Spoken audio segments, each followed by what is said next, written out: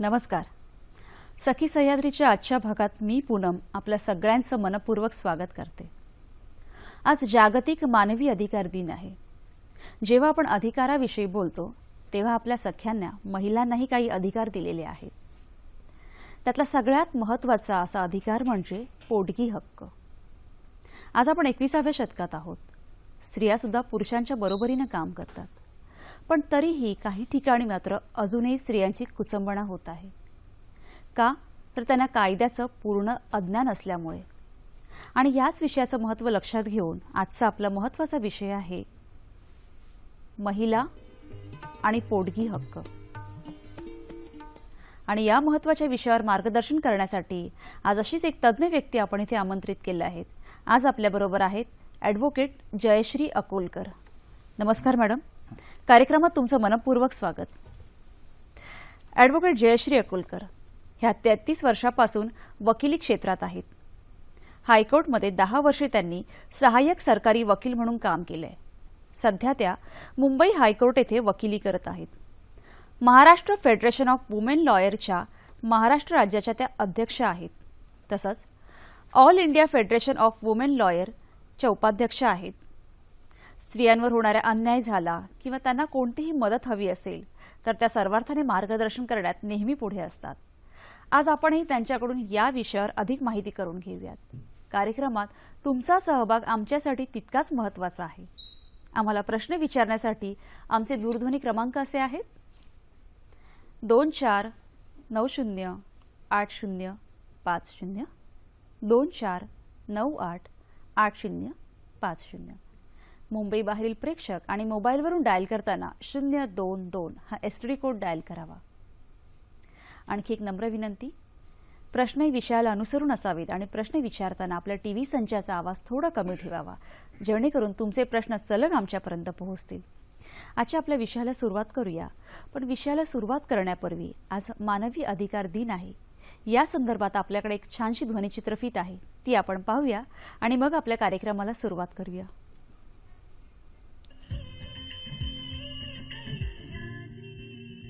मानवाला जीवन जगताना स्वातंत्र्य, समता आणि मुक्त संचार यासह अन्य मूलभूत अधिकार मिळावे यासाठी आंतरराष्ट्रीय स्तरावर 1950 साली मानवाधिकार कायदा संमत झाला. तेव्हापासून 10 डिसेंबर हा दिवस जागतिक मानवाधिकार दिन म्हणून साजरा केला जातो. डॉक्टर बाबासाहेब आंबेडकर यांनी देशाला भारतीय राज्यघटना अर्पण केली, ज्यात देशातल्या प्रत्येक नागरिकाला त्याचे मूलभूत अधिकार देण्यात आले आहेत. अभिव्यक्ती स्वातंत्र्य, धर्म स्वातंत्र्य, शिक्षणाचा अधिकार याबरोबरच मतदानाचा अधिकार आदी अधिकार संविधानाच्या माध्यमातून आपल्याला मिळाले आहेत. तसंच पुरुष आणि स्त्रिया या दोघांनाही समान हक्क मिळाल्यानं प्रत्येकानं ते समजून घेऊन त्याबरोबर आपली कर्तव्यही बजावली पाहिजेत. राज्यकर्ते शेतकरी असो, असंघटित संघटित कामगार वर्ग असो किंवा समाजातला इतर घटक असो, आपल्या मानवी हक्कांचं उल्लंघन होऊ नये याची दक्षता प्रत्येकानं पाळली पाहिजे. आपल्याला मिळालेल्या अधिकारांचा गैरवापर न करता स्वतःबरोबर देशाच्या प्रगतीसाठी त्या अधिकारांचा सुयोग्य वापर करायला हवा, हाच या जागतिक मानवाधिकार दिनाचा संदेश मानूया आणि कर्तव्य पाळूया.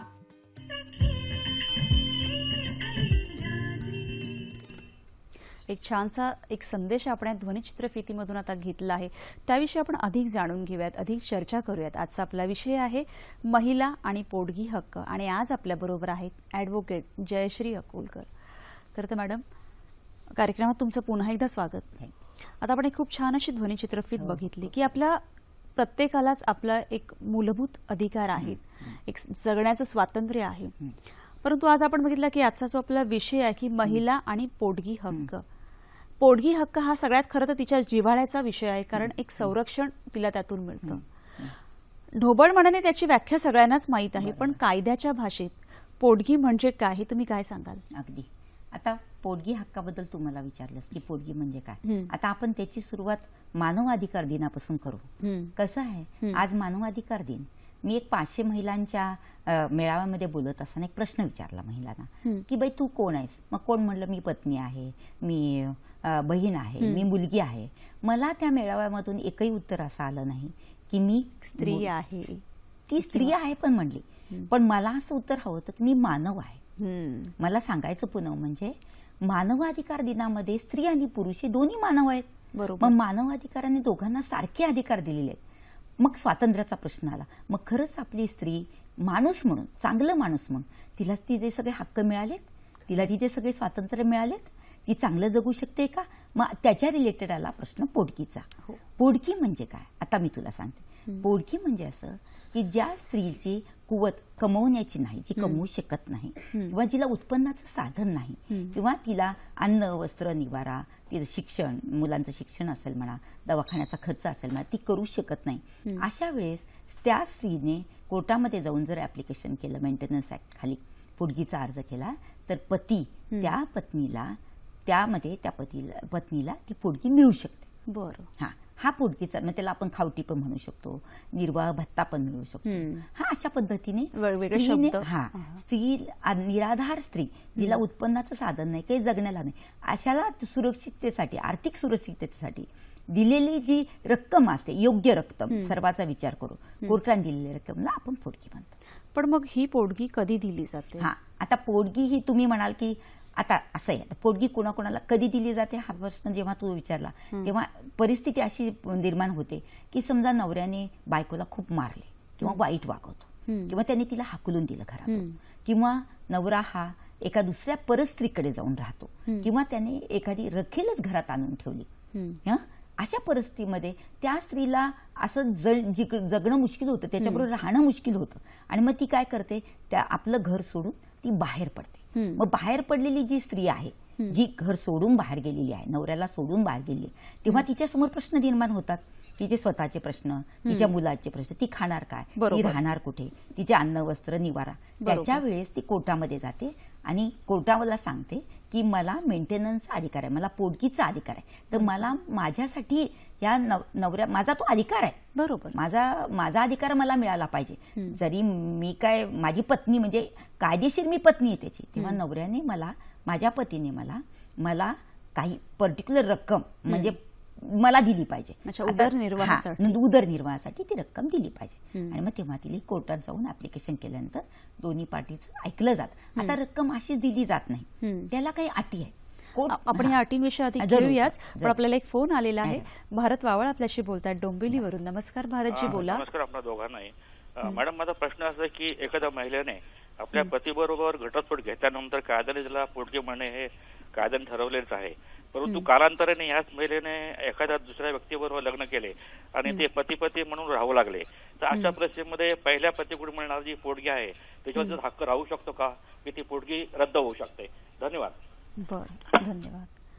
की त्यांनी असं विचारलेलं आहे की आता समजा काही कारणास्तव त्यांचा घटस्फोट झाला, तर तिला एखादी पोटगी मिळते पहिल्या नवऱ्याकडून, आणि जर तिने पुन्हा दुसरं लग्न केलं तर तिला ती पोटगी पहिल्या नवऱ्याकडून मिळत राहील की ती थांबवली जाते? आता हा फार चांगला प्रश्न आहे. त्याच्यामध्ये असं आहे, जेव्हा घटस्फोट होतो तेव्हा घटस्फोटामध्ये काही अटी ठरल्या जातात, मागण्या केल्या जातात दोन्ही पक्षाकडून, त्या दोन्ही पक्षांना मान्य होऊन ठरतात. मग त्या घटस्फोटाच्या वेळेस जर तिला पोटगी दिली असेल, ती किती असेल, पण त्याच्यामध्ये एक अट घातली जाते, म्हणजे ते तेव्हा लिहितात, त्याच्यामध्ये ड्राफ्टिंगमध्ये असतं, त्या ऑर्डरमध्ये असतं की जर त्या स्त्रीने दुसरे लग्न केले तर त्याला पहिल्या नवऱ्याकडून पोटगी मिळणार नाही, ती ताबडतोब बंद केली जाते. कारण ती अटच असते, कारण ती दुसरं लग्न करते ना, त्यामुळे पहिल्या लग्न पतीपासूनचा जो तिचा अधिकार आहे पोटगी मिळणं, तो संपुष्टात येतो, कारण ती सेकंड मॅरेज करते ना तिनं, म्हणजे ती त्याची पत्नी नाही राहत. बरोबर. आणि पोटगी कधी दिली जाते याविषयी तुम्ही काही अटी सांगत होता, त्याविषयी देत असताना काही कोर्टाने काय केलेलं आहे, न्याय देण्याच्या दृष्टिकोनातून दोघांवरही अन्याय होऊ नये आणि ते व्यवस्थित पद्धतीने दोघांनाही त्याच्यातून मिळावं, सोयीचं व्हावं म्हणून काही अटी घातली. बाबा कोणत्या महिलेला पोटगी मागता येते, पहिले तर ती हिंदू असावी, तिने धर्म बदललेला नसावा, धर्म हिंदू पाहिजे, हिंदू कायद्याखाली तिला पोटगी मिळते, हिंदू पाहिजे. दुसरी गोष्ट म्हणजे ही पोटगी मिळत असताना तिला असं कोर्टाचं समाधान केलं पाहिजे की ती जे घर सोडून गेली त्याच्यासाठी सबळ कारण. पूनम तुला एक उदाहरण सांगते, सबळ कारण म्हणजे काय, फॉर एक्झाम्पल की तिचा नवरा हा दुसऱ्या बाईबरोबर राहत असेल किंवा त्यांनी दुसरं लग्न केलं असेल अगोदरचं, किंवा त्यांनी एखादी बाई ठेवलेली असेल, अशा पद्धतीमध्ये ती स्त्री त्या नवऱ्याबरोबर कसा संसार करणार, नाही करू शकणार ना. हे सबळ कारण आहे ना, कोर्टाला हे पटतं. हे अशा पद्धतीची महत्वाची कारणं असतात. तर अशा आणि दुसरं हे बघितलं जातं की तिच्या गरजा किती आहेत, नेमकं तिला काय काय हवंय. फॉर एक्झाम्पल कधी मुलं असतं, कधी ती एकटीच असते, किंवा तान्हं मुलं असतं, किंवा मोठी मुलं असतात. बरोबर, त्या पद्धतीने पोटगी ठरवली जाते आणि तिला मिळाली जाते. आपला पुढचा प्रश्न घेऊया. मला एक मिनिट, मला ऐकू हा, संजय पाटील आपल्याशी बोलतात कोल्हापूरवरून. नमस्कार. नमस्कार संजयजी, बोला. हा जी नमस्कार.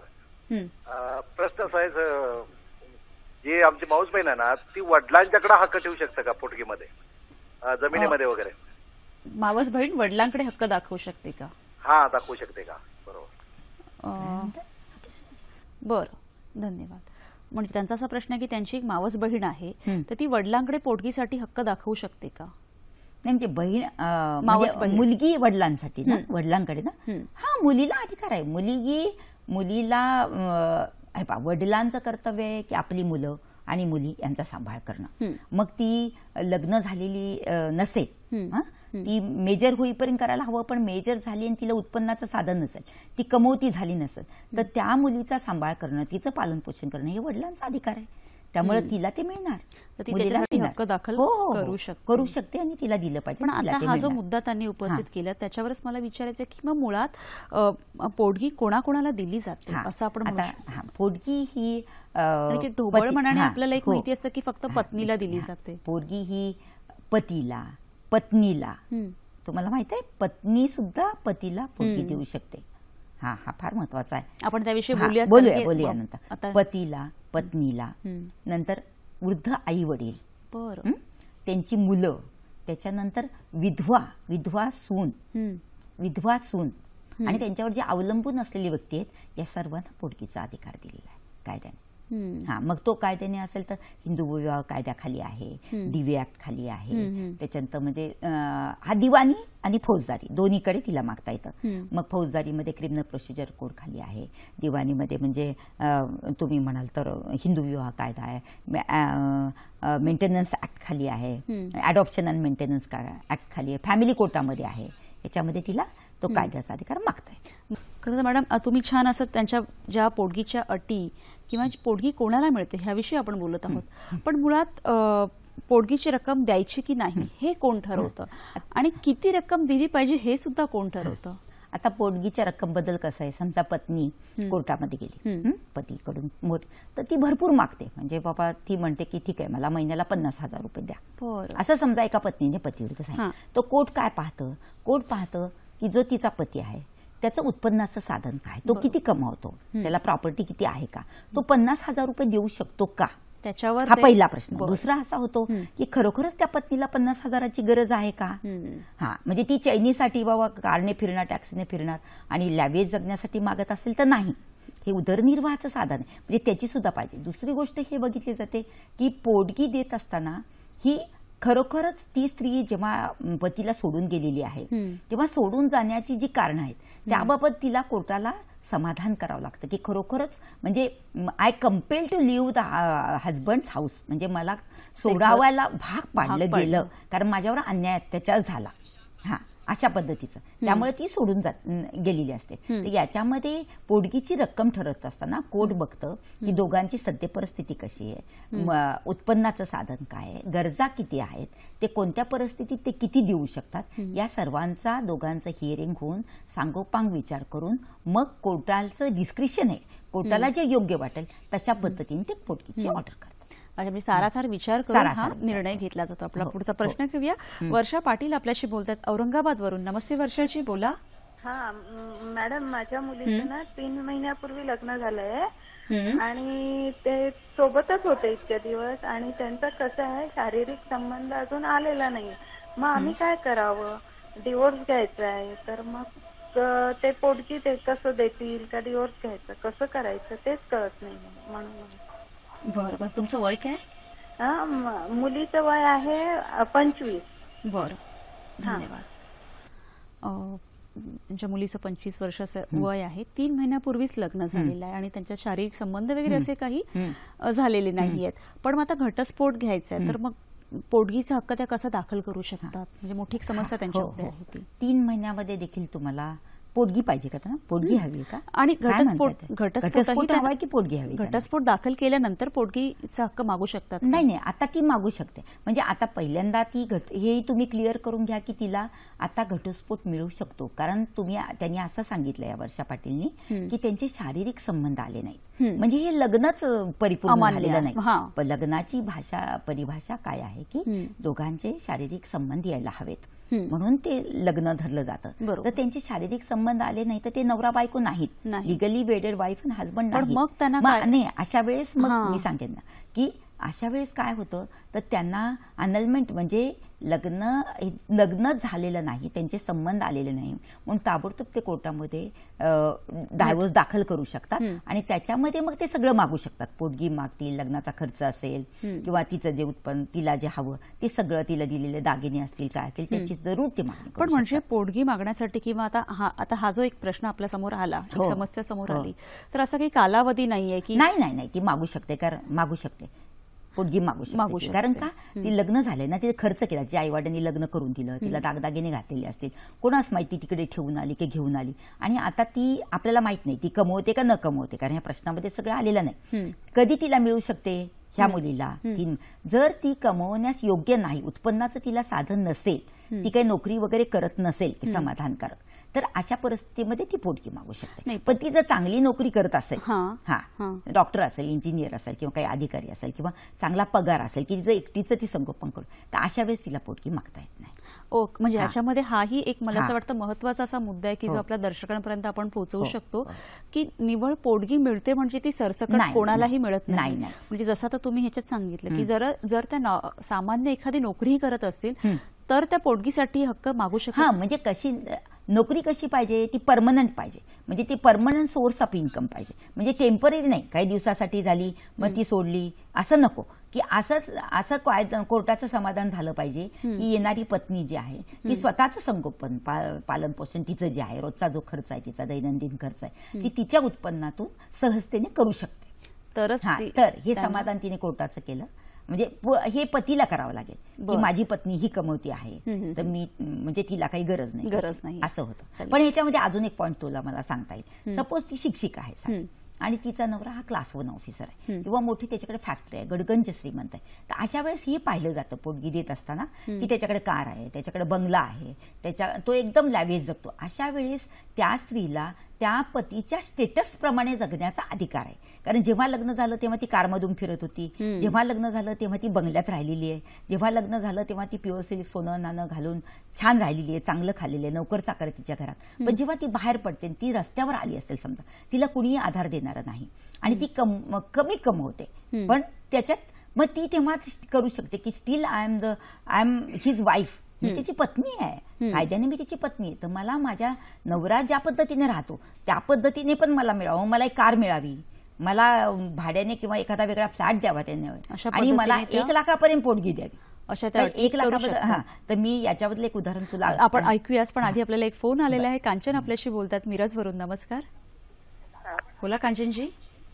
हा बोला, तुमचा प्रश्न विचारा. माझ्या वडिलांची इस्टेट आहे. आम्ही 3 जण म्हणजे वडिलांना धरून आम्हाला 3 जण भाऊ आहेत ते आणि त्या एक आणि चुलते आणि मला सक्का भाऊ नाही आहे. आम्ही 5 जणी बहिणीच आहे. मग आम्हाला एकाने हिस्सा सोडलाय एका चुलत्याने. बोला. आणि मोठ्या आणि 1 नंबरच्या आणि 2 नंबरच्या चुलत्यांचाच हिस्सा मग एकानं सोडल्यामुळे आम्हाला निम्माच हिस्सा पाहिजे. बरं, म्हणजे तुमचे पहिले चुलते आणि दुसरे तुम्हाला अर्धा तो करायचा आहे. हा, मग आता मिळेल काय आम्हाला 5 जणी बहिणीच? बरं, धन्यवाद. त्यांची ही इस्टेट म्हणजे जी आपली एक वारसा हक्काची संपत्ती असं आपण म्हणू शकतो त्याविषयीचा प्रश्न आहे. खरं तर ऍक्च्युली हा थोडासा वेगळा प्रश्न आहे कारण आजचा पोटगीचा विषय, पोटगी हक्काचा, देखील त्यांचं थोडंसं आपण समाधान करूया. त्यांचं असं म्हणणं आहे की त्यांच्या म्हणजे 3 भाऊ आहेत, त्यांच्या वडिलांना हे करून एका भावाने त्या संपत्तीमधला आपला हिस्सा सोडलेला आहे की त्यांना काही नकोय आणि ह्या 5 बहिणी आहेत. तर आता त्या 2 भावांमध्ये त्याची समान वाटणी होऊन ह्या 5 बहिणींनाही ते मिळू शकतं का? नाही, आता ह्याच्यामध्ये कसं आहे माहितीये का, हिंदू कायद्याप्रमाणे त्यांना ते आता व्यवस्थित हिस्से होतील. हा प्रश्न सांगत असताना बरंचसं त्याच्यावरती विवेचन करावं लागेल आणि इट विल टेक टाइम. तर याच्यामध्ये काय होईल, तुमचा प्रत्येकीचा किती हिस्सा येतो ते तुमच्या नियमानुसार, कायद्यानुसार तुम्हाला त्याचा हिस्सा मिळेल. पण त्याच्यासाठी तुम्हाला कोर्टामध्ये जाऊन तशा पद्धतीची केस दाखल करावी लागते. ती केस चालते. मग कोर्टासमोर जे कागदपत्र येतील किंवा संपत्तीचं जे त्यांची जी प्रॉपर्टी असेल त्याचं जे वर्णन येईल आणि त्याचे कोण कोण लिगल हेअर्स आहेत ते सगळं आणि जरी त्याच्या कोणी पद्धतीने सोडलेलं त्यांना असेल, मिळेल. मिळू शकतं. त्यांना मिळेल. मग अच्छा, तर आपल्या ह्या आजचा जो विषय हा, आता मी त्याच्याबद्दल पोटगीच्या रकमेबद्दल मी सांगत होते. हा, तुम्ही एक उदाहरण देत होते. देत होते. तर काय होतं की खूप श्रीमंत, त्याची फॅक्टरी होती, श्रीमंत असा पती होता आणि त्याने डायव्होर्स पिटिशन दाखल केलं. त्याने डायव्होर्स पिटिशन केल्यानंतर तिला डायव्होर्स द्यायचा नव्हता. ती म्हणली नाही मला, आणि त्यांचं वय त्याचं 55 होतं आणि तिचं 50 होतं. त्यांच्या मुलीचं पण लग्न झालं होतं, त्यांना नातवंड होती.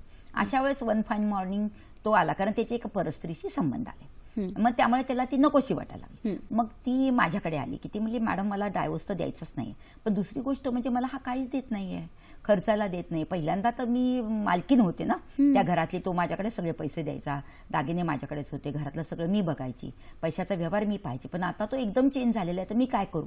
ठीक आहे म्हणलं, मग आपण मेंटेनन्स टाकू. मग आम्ही मेंटेनन्स मागितला. पण मी तिला एक सांगितलं, तू तिथे राहतेस ना, तर तू काय कर, तुझ्या नवऱ्याची जे उत्पन्नाची साधनं आहे त्याची डिटेल्स गोळा कर व्यवस्थित. त्याला किती गाड्या आहेत, किती फ्लॅट आहेत, त्याच्याकडे किती बँक बॅलन्स आहे, ही सगळी कागदपत्र तू गोळा कर, कारण आपल्याला पुरावे हवेत. एकदम जाऊन माझा नवरा श्रीमंत मला पैसे द्या म्हणलं तर कोर्ट नाही ना देत. कोर्टाचे पण हात बांधलेले असतात, कोर्टाला शेवटी सगळे पुरावे लागतात. हा, त्याच्यामध्ये ऑर्डर करावी. मग ती हुशार होती, फार शिकलेली होती, हुशार होती. तिने ते सगळं गोळा केलं. आम्ही ते कोर्टासमोर व्यवस्थित मांडलं. त्याला 5 कार्स आहेत, त्याचे इतके इतके फ्लॅट्स आहेत, त्याची एवढी बँक बॅलन्स आहे.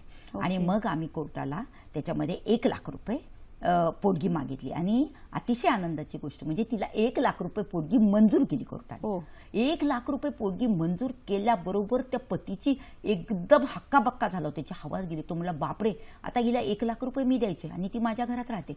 मग मी काय म्हटलं त्यांना, आपण काउन्सिलिंग करूया. काउन्सिलिंग खूप महत्वाचं असतं पूनम, म्हणजे दोन्ही पक्षांना बसायचं आणि सेटलमेंट करायचं. मग मी त्यांना काय म्हटलं, विरोधी पक्षाला पण काय म्हटलं, कोर्टाला म्हटलं की आपण या दोघांना बसूया. आम्ही बसलो. मग मी त्याला समजून हे सांगितलं, हे बघ तुला दर महिन्याला 1 लाख रुपये द्यायचे, ती तुझ्या घरात राहते, त्या घरातून तू तिला काढू शकत नाहीयेस.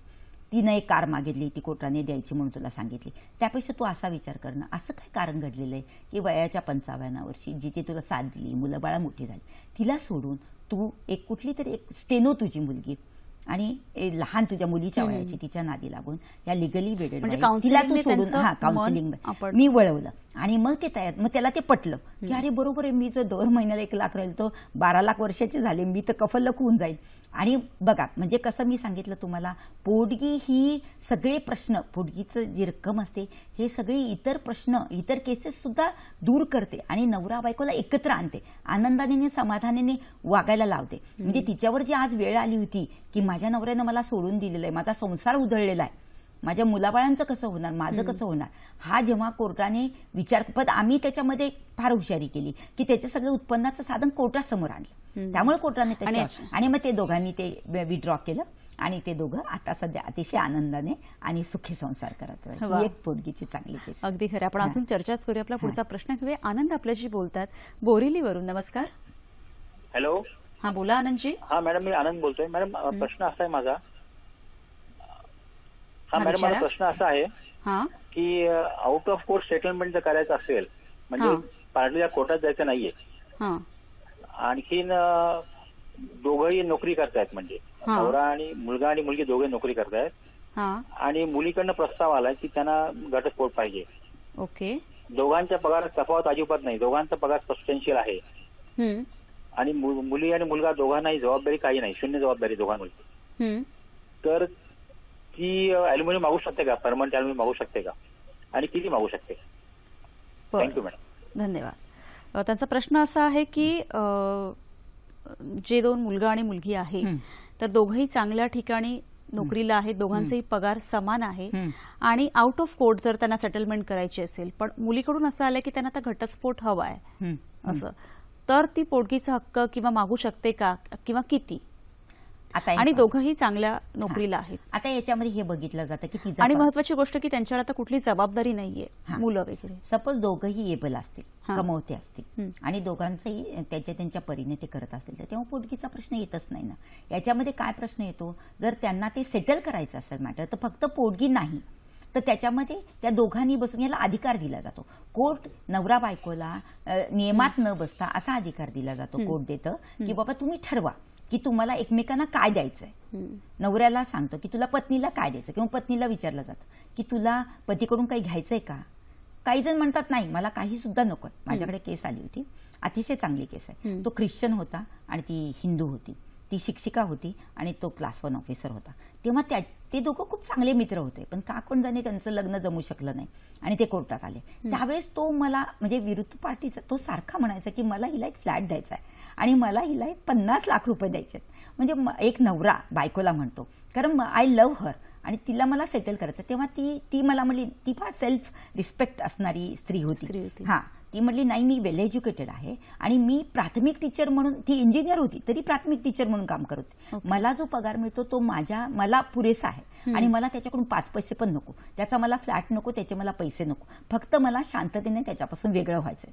पण अशाही केसेस आहेत, म्हणजे अशाही केसेस आहेत पूनम, की जेव्हा पुरुष म्हणजे पती हा पत्नीला तिला गरज असताना तिचे प्रचंड हाल करून, तिची दयनीय अवस्था करून 5 पैसे देत नाही, तुझी वाट लावेन, तुला नाहीसं करीन, तुला मारून टाकीन म्हणतो. असे पती एकीकडे आणि असेही पती आहेत की आय लव्ह हर आणि माझ्याकडे आहे ना, मग तिचा अधिकार आहे, she is my legally wedded wife, मग मला तिला द्यायचंय ना, मला तिला गिफ्ट द्यायचं, तुम्ही सांगा ना तिला.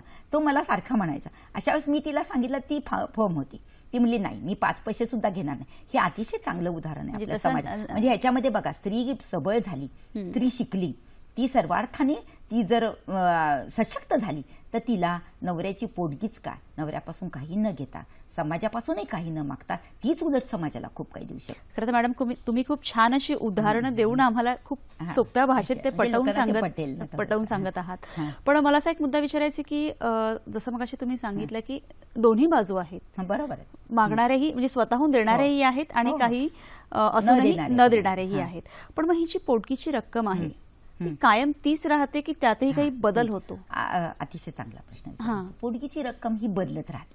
म्हणजे कशी बदलत राहते, समजा तिला मुलगा आहे, तो बालवाडीत आहे पत्नीला, तेव्हा ती पत्नी आणि बालवाडीतला शिक्षणाचा खर्च मुलाचा, त्याचं संगोपन, मेडिकल वगैरे, समजा तो 12वीला गेला, तो मेडिकलला गेला, बदलला खर्च, तर जशा पद्धतीने खर्च वाढेल तसं ती ऍप्लिकेशन करून बाबा मला एवढी पोटगी मिळत होती, पती मला सफिशियंट नाहीये, तरी माननीय कोर्टाने ही वाढवून मिळावी. पण त्यावेळेस त्या आईला किंवा पत्नीला कोर्टाचं समाधान करावं लागतं की मला कशासाठी जास्त पैसे वाढवून हवेत, किंवा तो पती हा पैसे देतोय, पोटगी देतोय, पण समजा त्याचा ऍक्सिडेंट झाला, तो अपंग झाला किंवा त्याची नोकरी गेली, तर अशा वेळेस पती देखील कोर्टामध्ये येऊन ऍप्लिकेशन करू शकतो की मी एवढी माझ्या मुलाला बायकोला पोटगी देऊ शकत होतो, पण माझी नोकरी गेलेली आहे, मला काही आता पैसे मिळू शकत नाही, तर हे कमी करावं किंवा मी देऊ शकत नाही. अशा पद्धतीचे वेगवेगळे ऍप्लिकेशन्स येतात आणि त्या पद्धतीने पोटगी कमी जास्त होत राहते. पण ती कोर्टाचे समाधान झाल्यानंतर कोर्टाच्या डिस्क्रिशनरी पॉवर्स आहेत, कोर्ट त्याप्रमाणे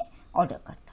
अशा म्हणजे त्याच्यामध्ये पती सुद्धा, काही वेळेला पतीची ती परिस्थिती सुद्धा बघितली गेली पाहिजे का? प्रश्नच नाही. दोन्ही पक्षांना ऐकल्याशिवाय, दोन्ही पक्षांच्या बाजू ऐकल्याशिवाय, आलेले कागदपत्र पाहिल्याशिवाय, पुरावा पाहिल्याशिवाय माननीय न्यायाधीश कोणत्याही प्रकरणामध्ये कोणत्याही पद्धतीची ऑर्डर करत नाहीत.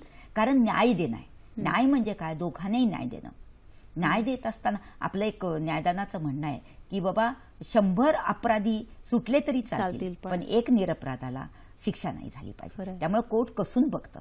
कोर्टासमोर येतात आणि वकील आपल्या जीवाचं रान करतात ना. दोन्ही वकील जे असतात त्यांना आपल्या पक्षकाराला न्याय द्यायचा असतो. त्यामुळे वकील वेगवेगळ्या पद्धतीचे पुरावे कोर्टासमोर आणतं आणि त्या पद्धतीने ते मॅटर चालतं. मग हे पालन पोषण जे आहे, मग त्याच्या अधिकाराबाबत काय वेगवेगळे कायदे आहेत का, किंवा त्याच्याविषयी अधिक सांगा. आता हे maintenance under Hindu adoption and maintenance act खाली. आता पालन पोषण म्हणाल तर याच्यामध्ये कसं आहे माहिती आहे का, पत्नीचं पालन पोषण हे पतीने केलं पाहिजे, त्याच्या मुलाचं पालन पोषण हे पतीने केलं पाहिजे, त्याच्या आई वडिलांना पतीने सांभाळलं पाहिजे, किंवा त्याला अनमॅरिड मुलगी आहे, तिचं लग्न झालेलं नाही, ती त्याच्याकडे आहे, किंवा अज्ञान मुलीचं लग्न झालं असेल आणि तिचा जो पती आहे तो कमवण्याला योग्य नसेल, तर तो योग्य होईपर्यंत, ती सज्ञान होईपर्यंत, तिची परिस्थिती होईपर्यंत वडिलांनी तिला मेंटेनन्स दिला पाहिजे, तिच्या मदत केली पाहिजे. तशा पद्धतीने मदत केलं पाहिजे. तेव्हा पालन पोषणाचा अधिकार जो आहे ती या अवलंबून असणाऱ्या, त्यांच्यावर अवलंबून असणाऱ्या प्रत्येक व्यक्ती मागू शकते. आता विधवा सुद्धा विधवेला हा अधिकार आहे.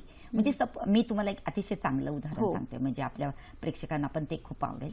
तर 25 वर्षाच्या स्त्री पत्नीला काय झालं, तिचा पतीचा रोड ऍक्सिडेंटमध्ये ऑन दी स्पॉट त्याचा अपघात होऊन तिथेच निधन झालं. अशा वेळेस तिचा मोठा दीर होता, जो एका मोठ्या फॅक्टरीमध्ये मॅनेजिंग डिरेक्टर होता आणि त्याला खूप गडगंज असा पगार होता. त्यांना मोठे 2-3 बंगले होते आणि त्या दीराने तिच्या नवऱ्याला, म्हणजे त्याच्या धाकट्या भावाला, म्हणजे विधवाच्या पतीला एक फॅक्टरी काढून दिली होती त्याच्या पैशाने. आणि मग त्यांनी काय, ती भाऊ वारल्यानंतर त्याला एक मुलगा आहे, छोटा लहान मुलगा पण होता. परंतु तो दीर आणि त्याची दीर काय म्हणाला, मी तुला आता काहीच देणार नाही, तू निघून जा तुझ्या माहेरी, माझा भाऊ वारला ना, आता तू कोण. म्हणजे त्याने अशा पद्धतीची भाषा सुरू केल्यानंतर ती कोर्टात गेली. तिने पार्टिशनचा सूट दाखल केला. पार्टिशनचा सूट तिने दाखल केल्यानंतर त्याच्यामध्ये काय झालं की तिला काहीच निर्वाहाचं, ती कशी खाणार, त्या लहान मुलाला कसं सांभाळणार, कारण तिचे आई वडील खूप गरीब होते, तिचे भाऊ कमवते नव्हते आणि ती स्वतः कमवती नव्हती. तेव्हा तिला कोर्टाने 3,000 रुपये पोटगी दिली खाली. तर ते एमडी जे होते ते माझ्याकडे एक सल्ला मागायला म्हणून आले. ते मला म्हणले, मॅडम मला तिला 3,000 तर द्यायचेच नाही, 3 पैसे पण नाही द्यायचे. कौरव पांडवाची आठवण आली मला, म्हणजे सुईच्या टोकावर जाईल वगैरे असं. मी म्हणलं असं का करता तुम्ही, तुमचा तो भाऊ आहे ना. मग मी त्यांना समजून सांगितलं. त्यांना मी म्हणलं, तुम्ही एमडी आहात, तुम्ही खालच्या कोर्टात जाता, प्रत्येक तारखेला तुम्हाला जायचं, हे कितीतरी दिवस चालेल, मग हे बरोबर आहे का. आणि तुमचा भाऊ आहे ना, तो आज तुमचा भाऊ वारला, त्या भावाचं बाळ आहे, ते भावाची ती पत्नी आहे, ते तुमचे नाही.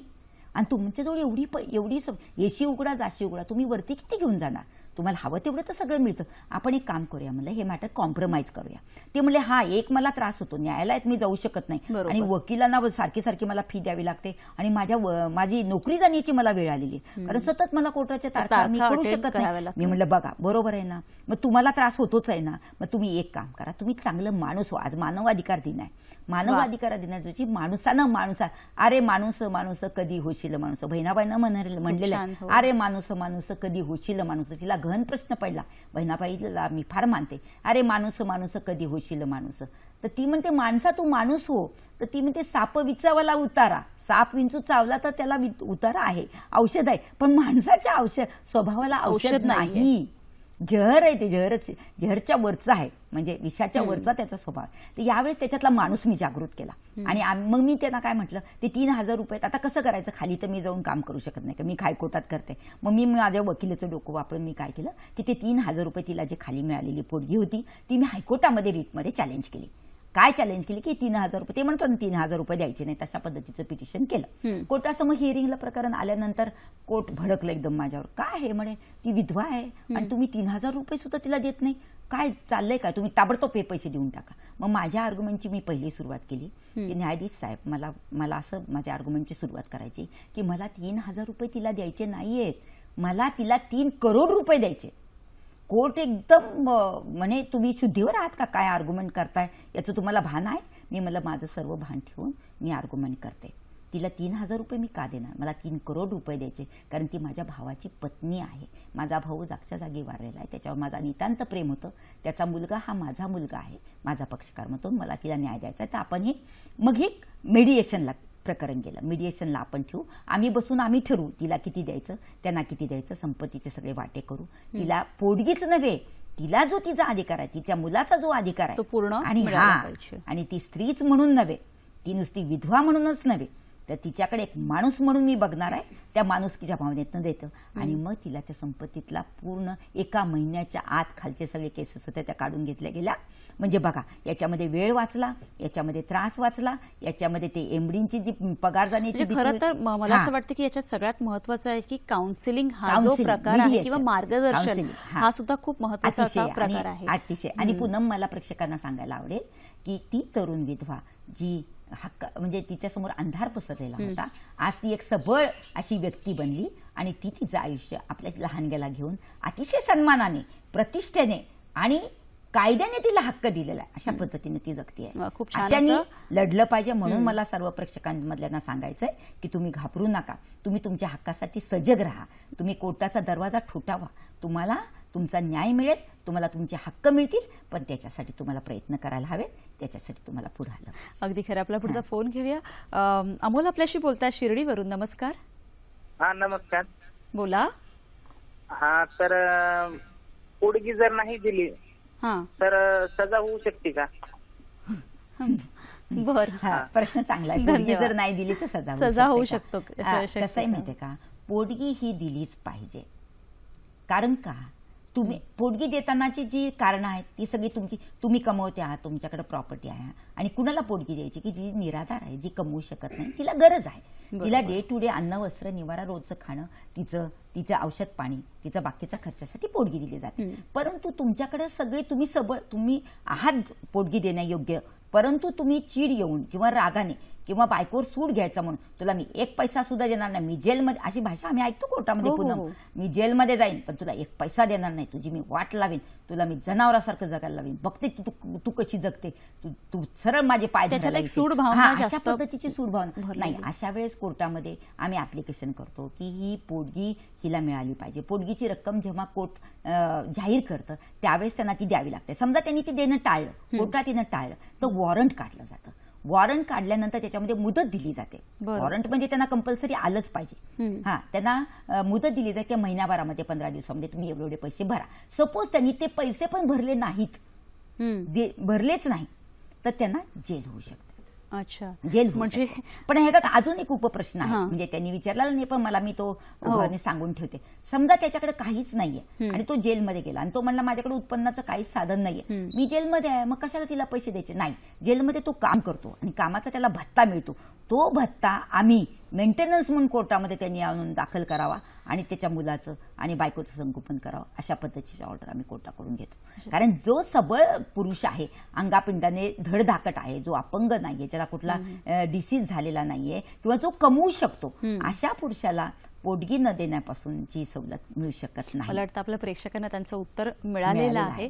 खरं तर मला असं विचारायचं आहे की मॅडम, की हा पोटगी संदर्भातला हा जो कायदा आहे तो आपल्या महिलांना कशी मदत करू शकतो? म्हणजे तुम्ही खूप छान अशी उदाहरणं दिली, पण अजूनही आपली महिला जी आहे, कारण कितीही वेल एज्युकेटेड असतील तर काही वेळेला ज्यांना खरंच गरज आहे तिथपर्यंत हा कायदा पोहोचत नाही आणि त्यांना ती मदत मिळत नाही. माझ्या भगिनींना, माझ्या मैत्रिणींना, माझ्या सख्यांना एक 33 वर्ष वकिली करण्याचे अनुभव माझ्यावर मिळाले असल्यामुळे त्या क्षेत्रात मी काम करते, तेव्हा मी आयुष्याची काळी आणि पांढरी बाजू पाहिलेली आहे. आयुष्याचे सगळे इंद्रधनुष्य रंग मी पाहिलेले आहेत. कोण माझ्याकडे आलं नाही, गोर गरीब बदमाश गुंड, सगळ्या प्रकारच्या केसेस मी हँडल केलेल्या आहेत. पण त्या करत असताना माझी नेहमी अस्वस्थ मी राहिले.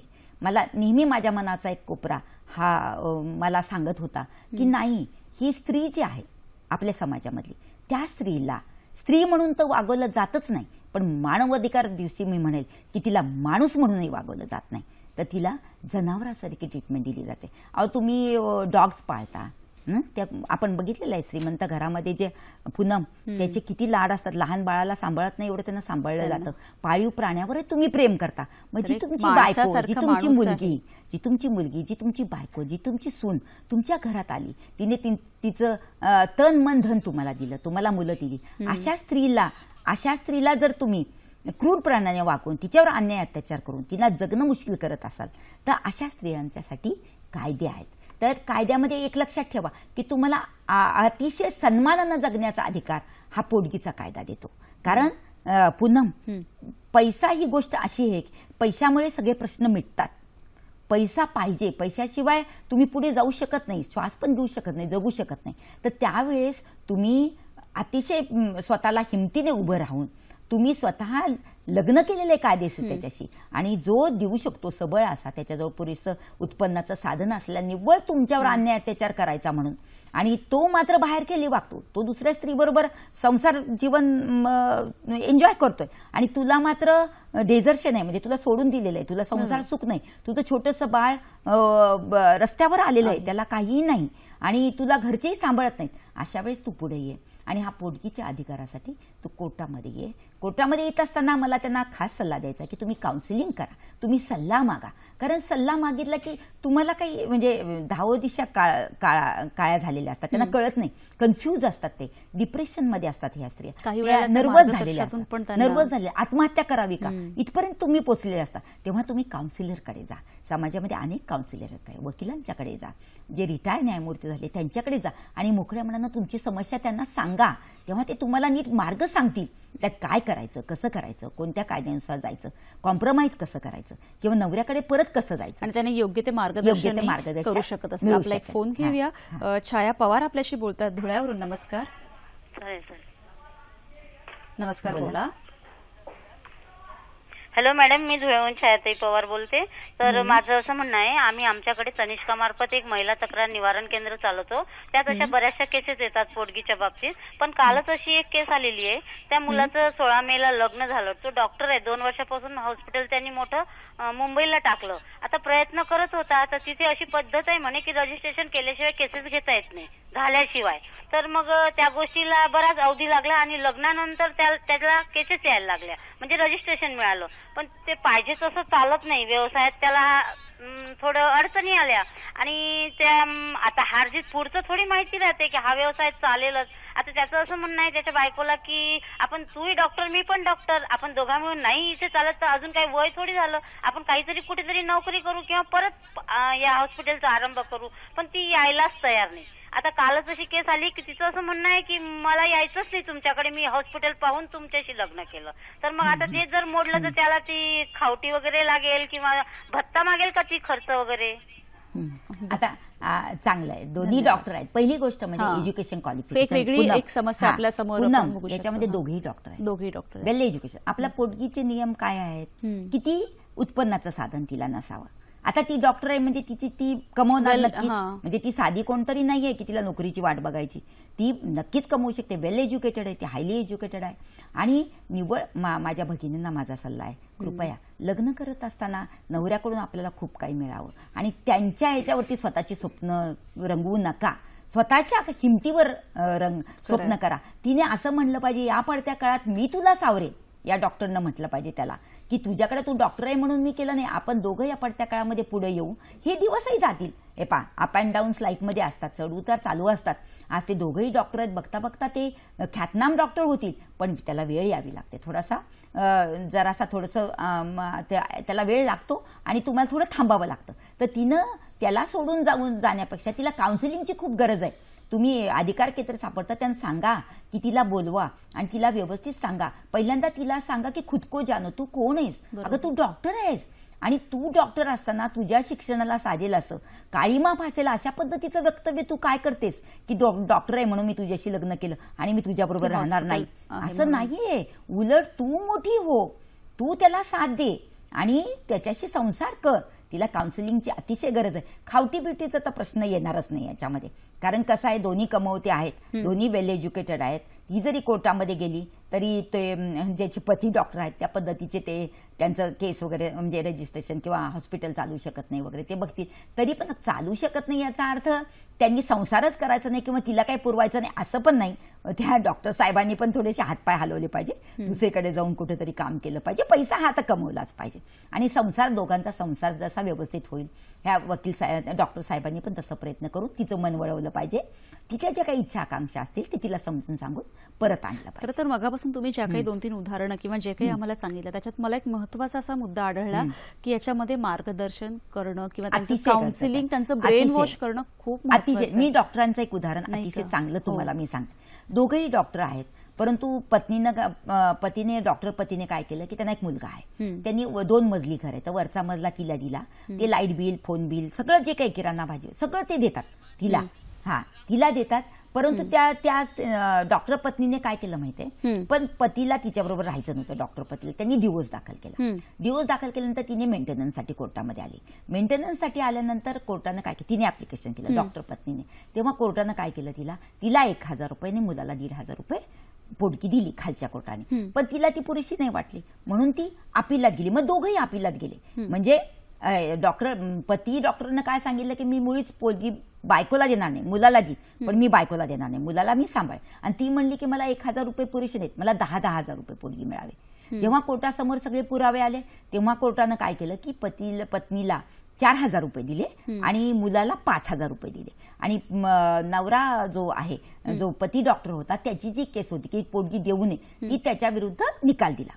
बरं, याच्या विरुद्ध काय झालं, दोघंही पुन्हा हायकोर्टात आले. Very interesting. कसे हायकोर्टात आले, पत्नी काय म्हटली, डॉक्टर पत्नी काय म्हटली की मला 10,000 रुपये मिळावे, आणि पती डॉक्टर काय म्हणला की पत्नीला मी काहीच देणार नाही.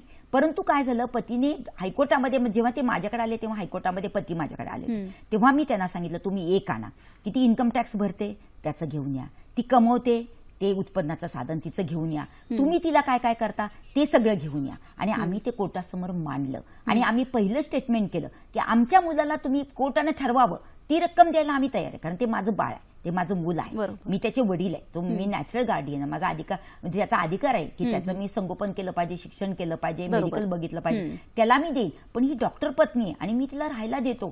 तिने माझ्या विरुद्ध क्रुएल्टीच्या ग्राउंडवर त्याला डिवोर्स मिळालेला होता, तिने माझ्या विरुद्ध 498 केलेलं आहे, तिने माझ्या विरुद्ध DV ऍक्ट केलं, मला जीवन जगणं मुश्किल केलेलं. अशा पद्धतीने माझ्या पत्नीला जी कमवती आहे, जी इन्कम टॅक्स भरते, 50 लाख रुपये तिचे बँकेमध्ये पडून आहेत, अशी हिला मी का पोटगी देऊ. आणि मला सांगायला अतिशय आनंद होतो, हायकोर्टामध्ये या सगळ्याचा विचार केला गेला आणि पत्नीला जी पोटगी दिली होती ती कमी करून फक्त 2,000 रुपये दिली. आणि मुलाला आम्ही सांगितलं की मुलाची वाढवा, मुलाला 6,000 रुपये दिले आणि 1,000 रुपये बाजूला ठेवून दर वर्षाला त्याला 12,000 आपण असं म्हणू शकतो की कायदा कुठल्या एकाच्या बाजूने नसतो. नाही, आणि याच्यामध्ये सांगोपांग विचार करून हा न्याय झाला. खरं. पुढचा प्रश्न घेऊया. धर्माधिकारी आपल्याशी बोलतात औरंगाबादवरून. नमस्कार. नमस्कार वहिनी. हा बोला. हॅलो, नमस्कार. मी धर्माधिकारी मॅडम बोलते, तुमच्या अम्माच्याबाईच्या समोर राहणार आहे. हा बोला. धर्माधिकारी ओळखलं का वाटतं? हा बोला. तुमचा प्रश्न विचारा. तुमचा प्रश्न विचारा. हा, माझ्या बहिणीची मुलगी आहे, तिचा नवरा तो काही करत नाही, काही नाही, मारतो, नेहमी बोलतो, हे करतो, परभणीला असतो, पण वकीलच आहे. पण दोघांचं लव्ह मॅरेज झालं आणि खूपच भांडणं वगैरे, तर तिने मध्ये 2-4 वर्ष सोडून दिलं होतं त्याला. आता पुन्हा तो तिच्याकडे आलाय आणि तिला वेगळं राहायला घेऊन जाऊन पुन्हा ते मारहाण वगैरे आणि भांडणं चालू. ती काही नोकरी वगैरे करते का? नाही, ती नोकरी करते शाळेत आणि तो काहीच करत नाही, म्हणजे वकिली करतो पण मध्येच सोडून देतो, त्याला कोणी काम पण देत नाहीये. बरं, ती शाळेत नोकरी करते. हा, तर तिथे काय म्हणजे ऍक्शन काय घ्यावी, त्याच्यासोबत राहावं की नाही राहावं? आता हे पहा, तुम्ही काय केलं धर्माधिकारी मॅडम, तुम्ही काय केलेलं आहे, अगोदर पाहिलं की परत आली होती, परत पाठवलं, तुम्ही आशेनं पाठवलं की ते परत नीट राहतील, व्यवस्थित राहतील, त्यांचा संसार चांगला होईल. परंतु येरे माझ्या मागल्या, परत तेच घडतंय.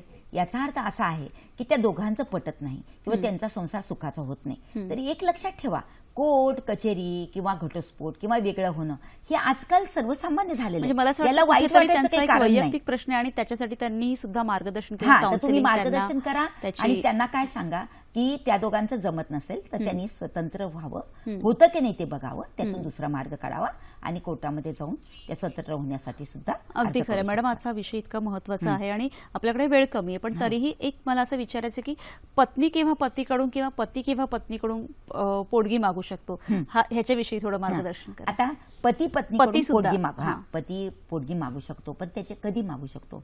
समजा त्याची तो विकलांग आहे, एकदम त्याला इन्क्युरेबल डिसीज झालाय, समजा कॅन्सर सारखा अधिकार आहे, तो पडून आहे, शेवटचे दिवस आहेत त्याचे, तो हॉस्पिटलमध्ये आहे, किंवा तो काही कमवूच शकत नाही अशी त्याची शरीरयष्टी आहे, की पण तेव्हा त्याची पत्नी कमवू शकते. तेव्हा पतीला अधिकार आहे की ज्या कमवत्या पत्नीनं त्याचं मेडिकल करणं, औषध पाणी करणं, त्याला जगवणं, त्याला रोजचा चरितार्थ चालावा असे पैसे देणं. तर त्याच्यामध्ये पती मागू शकतो, पती मागू शकत नाही असं नाही, परंतु पतीला कोर्टासमोर जाऊन जी काही कारणं असतात, त्याला का तो कमवू शकत नाही किंवा त्याची काय परिस्थिती आहे, त्याची वेगवेगळ्या कारणाचं कोर्टाचं समाधान करावं लागतं. त्याबरोबर पत्नी मला कशी देऊ शकते, मग तिचं उत्पन्नाचं साधन, ती कधी कमवते, तिचे जवळ प्रॉपर्टी आहे का किंवा तिची ऐपत आहे का, हे सगळं सांगून हे दोन्ही पक्षाचं ऐकून मग त्याच्यात होतात. म्हणजे असं ढोबळमानानं आपल्याला म्हणता येणार नाही की पती पत्नीला देतो, पती पत्नीला देतो. हे नेहमी लक्षात घेतलं जावं की हे देत असताना कोर्ट नेहमी पुरावे, कागदपत्र, त्यांची उत्पन्नाचे साधन, त्यांची स्थिती, त्यांची सामाजिक स्थिती, त्यांच्यावर अवलंबून असलेल्या व्यक्ती आता पतीला मागितलं तर पतीला समजा अनमॅरिड बहीण असेल, तिचं लग्न करायचंय, त्यानं समजा एक फ्लॅट घेतला असेल, त्याचं लोन असेल किंवा त्याच्या म्हातारे आई बाबा हॉस्पिटलमध्ये ऍडमिट असतील, तर त्यावेळेस त्याच्या पगारात ते डिव्हाइड होतं ना. त्यावेळेस पत्नी हँडसम मेंटेनन्स मागू शकत नाही, पोटगी मागू शकत नाही की मला एवढेच तुम्ही पैसे, तुम्हाला एवढा पगार आहे त्याचा अर्धा पगार मला द्या, नाही ना. त्याच्यावरती ते डिपेंडंट आहे. त्यामुळे कोर्ट विचार करतं, ते कोर्टासमोर आम्ही मांडतो की बाबा याचे असं डिवाइड होतात, तर त्याच्यावर किती पैसे राहतात शिल्लक, मग तो किती देऊ शकतो, त्या पद्धतीने तशी पोटगी दिली जाते, तसं पाहिलं जातं. त्याच्यामध्ये म्हणजे अधिकार दोघांनाही आहेत, दोघांनाही आहे. अगदी खरं आपण असं बोलू शकतो की आजचा हा जो विषय आहे तो खरंच विषय खूप मोठा आहे आणि मॅडमने खूप छान अशी उदाहरणं देऊन आपल्याला तो सोप्या पद्धतीने सांगण्याचा खूप प्रयत्न केलेला आहे. पण आपल्याकडे वेळ कमी आहे. आजचा हा जो मानवी अधिकार दिनानिमित्त हा जो आपला कार्यक्रम होता तो तुम्हाला कसा वाटला ते तो तुमच्या प्रतिक्रिया आम्हाला नक्की कळवा. तुमच्या प्रतिक्रिया तुम्ही आम्हाला आमच्या फेसबुक आयडीवरही कळवू शकता. आमचा फेसबुक आयडी आहे www.facebook/sakhisayadri.dd. तुम्ही ईमेलवरही आपल्या प्रतिक्रिया आमच्यापर्यंत पोहोचवू शकता. आमचा ईमेल आयडी आहे sakhisayadri@gmail.com. पुन्हा मला एक संदेश द्यावा वाटतो. माझ्या भगिनींनो, समजा तुम्हाला एक मुलगी झाली तर त्या मुलीला खूप मोठं करा, तिला समुद्रात पोहण्याची ताकद द्या, तिचे पंख इतके बळकट करा की निळ्या आकाशात ती भरारी घेऊ शकेल. तिला पोटगी मागण्याची वेळ येऊ शकणार नाही, तर ती स्वबळाने पायावर स्वतः तयार होऊन उभी राहून तिला तर स्वतःला ती सांभाळेलच, पण ती इतरांना पण सांभाळेल. त्यामुळे तुम्ही स्वतः सबळ व्हा, तुम्ही स्वतः सन्मानाने जगण्याचा प्रयत्न करा. न्यायालयामध्ये जाऊन तुमचा अधिकार तुम्ही मागितलाच पाहिजे, अन्यायाविरुद्ध तुम्ही न्याय मिळवलाच पाहिजे. पण आपल्या मुलींना, आपल्या भगिनींना, आपल्या आईला, प्रत्येक स्त्रीने असं ठरवलं पाहिजे की मी सबळ होऊन माझं जीवन मी माझ्या स्वतःच्या बलबुत्यावर अतिशय सुंदर बनवेन आणि मी चांगलं जगेन, कारण मला चांगला जगण्याचा अधिकार आहे. कारण आज मानवाधिकार दिन आहे आणि मला चांगला जगण्याचा अधिकार आहे. तुम्ही तुमच्या ह्याच नोटवर आपण की आपल्याला सगळ्यांना चांगलं जगण्याचा अधिकार आहे. तुम्ही इथे आलात आणि माहिती दिली त्याबद्दल खरंच खूप खूप धन्यवाद. नमस्कार पुन्हा. धन्यवाद.